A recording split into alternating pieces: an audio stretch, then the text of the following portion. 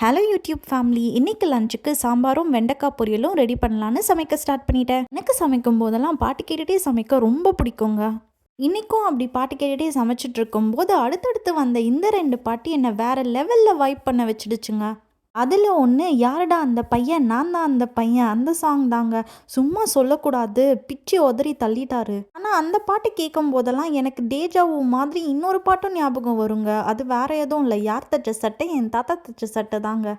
சரி, அதுக்கடுத்து நான் கேட்ட பாட்டு வந்து மிஸ் யூ படத்துலேருந்து நான் பார்த்தேன் நீ பார்த்த, நீ பார்த்ததை நான் பார்த்தேன்.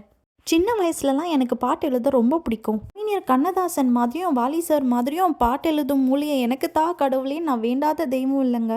இப்போது நம்ம புள்ளிங்கெல்லாம் பயங்கரமாக லிரிக்ஸ் அடித்து தள்ளுறாங்க. முன் உதாரணமாக வச்சுட்டு உங்கள் காதுகளுக்கு மட்டும் என்னுடைய முதல் படைப்பை சமர்ப்பிக்கிறேன். நான் சமைச்சேன் நீ சாப்பிட்ட, நீ சாப்பிட்டா நான் சமைப்பேன், நான் சமைச்சதை நீ சாப்பிட்டா நானும் இன்னும் நல்லா சமைப்பேன். தேங்க்ஸ் ஃபார் வாட்சிங்.